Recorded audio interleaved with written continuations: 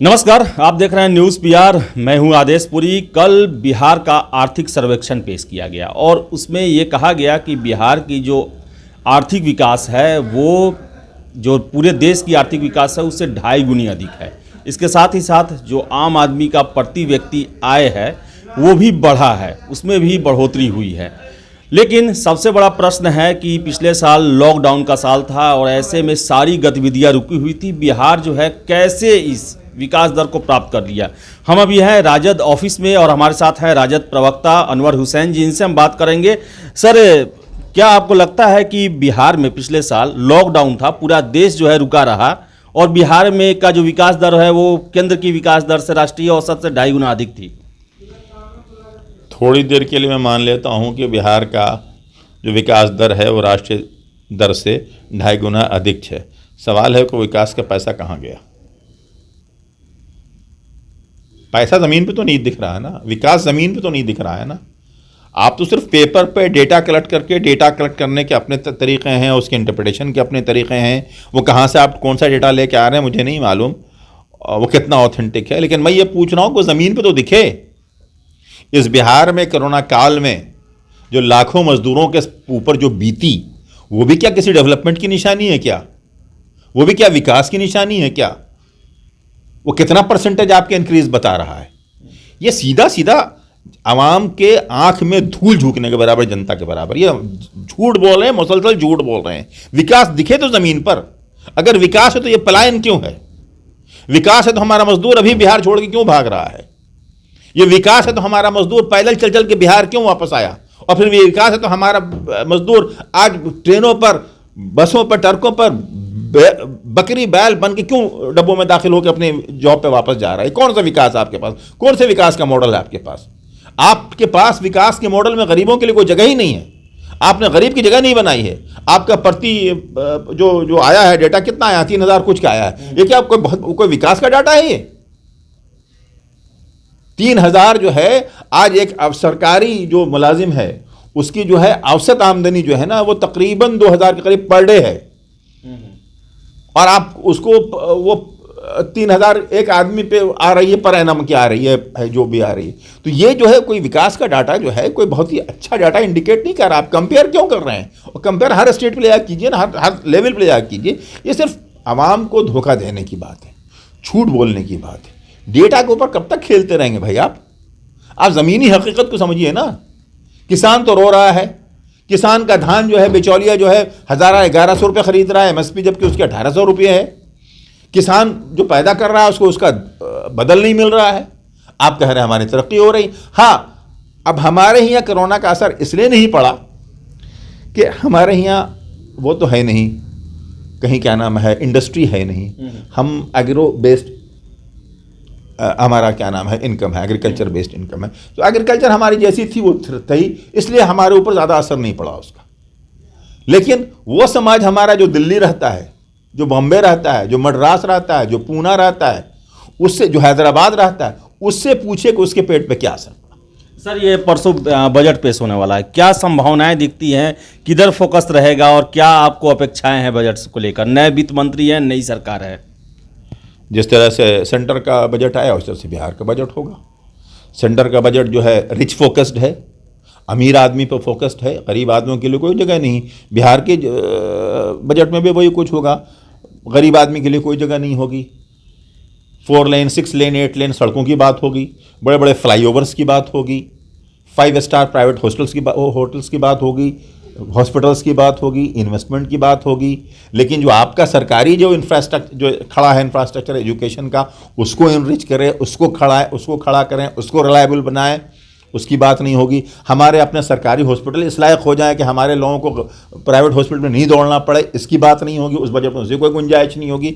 आज जो बजट लाए जाएंगे वो इसी के लाए जाएंगे, लूट मार करने के लाए जाएंगे। कुछ सरकार में बजट तो होना चाहिए ना, सरकारी खाते में, तो वो बजट इसी के लाए जाएगा कि बाद में वो सरकारी अफसरों में और जो हमारे जो इलेक्टेड रिप्रेजेंटेटिव हैं, खासकर भारतीय जनता पार्टी के लोग जहाँ तहाँ हैं, उसको वो खा सकें।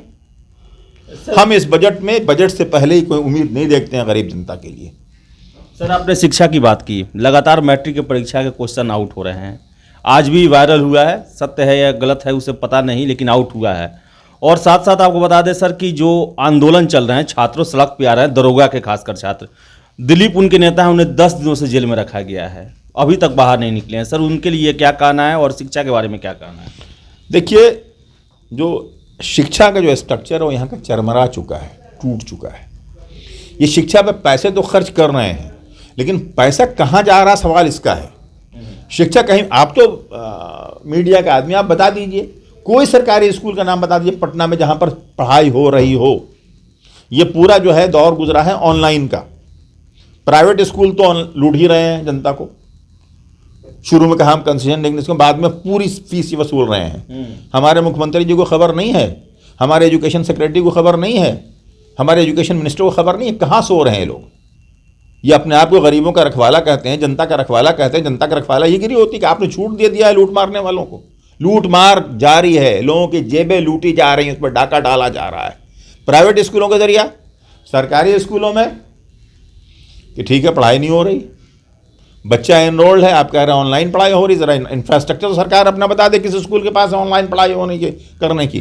कितने अब क्या नाम है अपने टीचरों के इन्होंने इशू किया है लैपटॉप पढ़ाने के लिए। कितने टीचरों के पास क्या नाम है वाईफाई की फैसिलिटी दी है।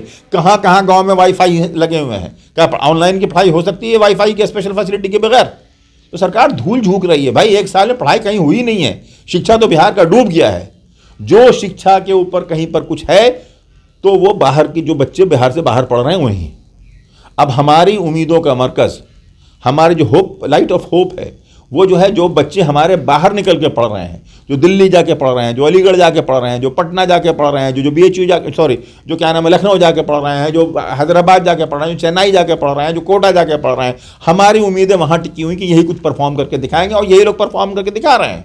हमारे स्कूल से निकले हुए लोग जो हैं पिछले 5-7 साल में कोई परफॉर्मेंस इनकी निकल के नहीं आ रही है। और जहाँ तक आप घोटालों की बात है तो हर ज़माने में आप घोटाला देखिए। कभी आता है कि इंटरमीडिएट का रिजल्ट फलां टॉपर, उसकी पूरी री एग्जामिन हो रही, मालूम उसको अपना नाम नहीं लिखना आता है। कभी आता है क्या नाम है कि हाई स्कूल का टॉपर है, उसको इन्वेस्टिगेट किया है, मालूम अपने बाप पिताजी का नाम नहीं लिख सकता, अपना एड्रेस नहीं लिख सकता। तो ये घपले तो मुसलसल हैं। सवाल यह है कि सरकार की मॉनिटरिंग सिस्टम कहाँ चली गई, क्यों कोलैप्स कर गई? देखिए, जब 2 ऐसी पार्टियों की सरकार चलती है जिसमें आपस में बड़ा अंतर्भाष होता है, डिफरेंसेस होते हैं ओपिनियन के, अप्रोचेस के, तो ये होता है एक दूसरे की खींचतान होती रहती है, बिचौलिए फ़ायदा उठाते हैं, बिचौलिए फ़ायदा उठा रहे हैं। सर आखिर ऐसी स्थिति क्यों हो गई? जो भी बिहार में प्रतियोगी परीक्षा हो रहे हैं उसमें कोई ना कोई धांधली के, सेटिंग के आरोप लगते जा रहे हैं और छात्र जो हैं वो कोर्ट में भी जा रहे हैं, सड़कों पर भी जा रहे हैं, लेकिन उन्हें न्याय नहीं मिल रहा है। इसका क्या सर कारण है? सर न्याय तो भाई हमारे लालू जी को नहीं मिल रहा है। अब हम न्याय की क्या बात करें? एक आदमी बूढ़ा है, एक आदमी बरसों से बीमार चल रहा है, एक आदमी के वेरियस ऑर्गन्स डॉक्टर्स कह रहे हैं फेल हो रहे हैं, एक आदमी के बारे में कहा जा रहा है कि 25% उसका किडनी सिर्फ काम कर रहा है। उस आदमी के पास के सिलसिले में जब हमारे न्यायपालिका के अंदर सोचने की सलाहियत नहीं है, वो टेक्निकल चीज़ें देख रही हैं कि इनकी अभी आधी सज़ा पूरी नहीं हुई है। अगर भाई आधी सज़ा पूरी नहीं हुई थी तो आप CBI को डांटा क्यों नहीं कि तुमने मेरा वक्त क्यों बर्बाद किया? इतनी हियरिंग हुई, पहले क्यों नहीं पॉइंट आउट किया कि इनकी 50% सज़ा नहीं पूरी हुई है? ये जब हम आए हैं अब इतने डेट्स के बाद, तो भाई तो ये तो गरीब आदमी को और गरीब आदमी के नेता को पीड़ने वाली बात हुई। हम न्यायपालिका का एहतराम करते हैं, रेस्पेक्ट करते हैं, लेकिन कल जो न्यायपालिका का फैसला हुआ है वो हमारे लिए बड़ी अफसोसनाक है और चिंताजनक है कि हमारा देश कहाँ जा रहा है और कल हमारे गरीबों का फ्यूचर क्या है। हम इसको लेकर चिंता में। तो ये से हमारे साथ अनवर हुसैन जी, जिनका साफ कहना है कि बिहार में जो है सरकार जो है वो लूट मचाई हुई है और जितने भी ये आर्थिक सर्वेक्षण और बजट आ रहा है उनसे इनको कोई उम्मीद नहीं है। आर्थिक सर्वेक्षण में आंकड़ों के साथ खेला गया है तो वही बजट जो है वो धनी लोगों के लिए है। अब देखने वाली बात है कि परसों जब बजट पेश होगा तो उसमें सरकार क्या दावे करती है और क्या उसकी असलियत है। फिलहाल इस वीडियो में इतना ही। वीडियो पसंद आए तो लाइक शेयर करें, हमारे चैनल न्यूज़ PR को सब्सक्राइब जरूर कर लें। बहुत बहुत धन्यवाद।